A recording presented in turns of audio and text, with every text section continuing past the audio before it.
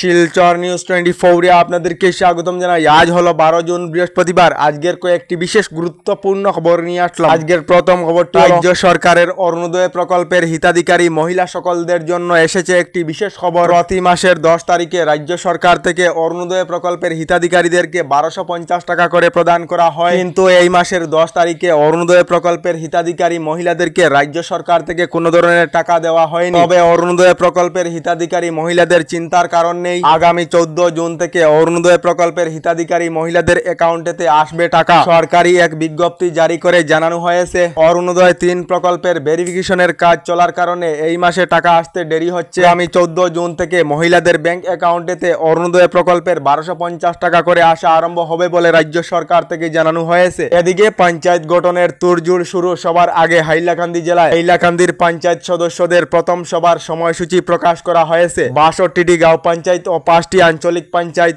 ধাপে ধাপে শুরু হচ্ছে প্রথম বৈঠক। আগামী 21 জুন থেকে গাঁও পঞ্চায়েত সভা এবং 11 জুলাই আঞ্চলিক পঞ্চায়েতের বৈঠক অনুষ্ঠিত হবে। প্রতিটি অঞ্চলে তদারকির দায়িত্বে রয়েছেন জেলা প্রশাসনের সিনিয়র অফিসাররা বলে হাইলাকান্দি জেলা প্রশাসনের তরফ থেকে জানানো হয়েছে।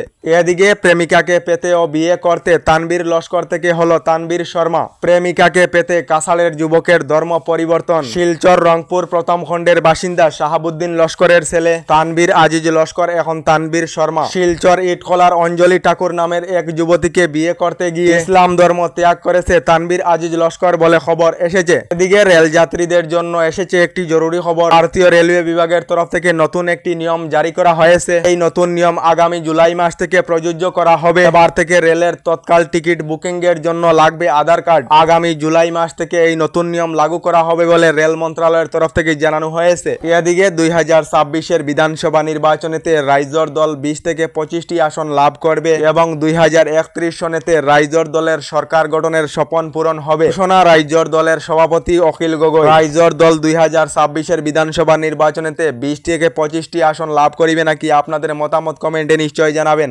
এদিকে প্রচন্ড গরমের মধ্যে আবহাওয়া বিজ্ঞানের পূর্বাভাস অনুযায়ী আগন্ত 5 দিন পর্যন্ত রাজ্য জুড়ে হালকা বৃষ্টিপাতের সম্ভাবনা রয়েছে। এদিকে বন্যায় ক্ষতিগ্রস্ত হওয়াদের জন্য এসেছে একটি ভালো খবর। শীঘ্রই আসছে অ্যাকাউন্টে টাকা, জানালেন সঞ্জীব বণিক। দক্ষিণ করিমগঞ্জের বন্যা বিধ্বস্ত মানুষদের ত্রাণের বিষয়ে গতকাল সদর সার্কেল অফিসারের সঙ্গে সাক্ষাৎ করলেন শ্রীভূমি জেলা সংখ্যালঘু বোর্ডের চেয়ারম্যান ইকবাল হোসেন। তার সঙ্গে শ্রীভূমি জেলা বিজেপি সভাপতি সঞ্জীব বণিক সহ বিজেপি দলের অন্যান্য কর্মীরাও প্রতিনিয়ত বন্যার্তদের খোঁজ নিচ্ছেন এবং সভাপতি সঞ্জীব বণিক জানিয়েছেন বন্যায় ক্ষতিগ্রস্ত হওয়া মানুষেরা শীঘ্রই বন্যার ক্ষতিপূরণের টাকা লাভ করিবেন। এদিকে প্রধানমন্ত্রী নরেন্দ্র মোদীর 11 বছরের কার্যকালে 33টা ভুল মিছা কথা বলে যুবক যুবতীকে ফাঁদে ফেলে ভোট ভিক্ষা করা প্রধানমন্ত্রী আমি কোনোদিনই দেখিনি। প্রধানমন্ত্রী নরেন্দ্র মোদীকে কটাক্ষ কংগ্রেস অধ্যক্ষ মল্লিকার্জুন খাড়গের।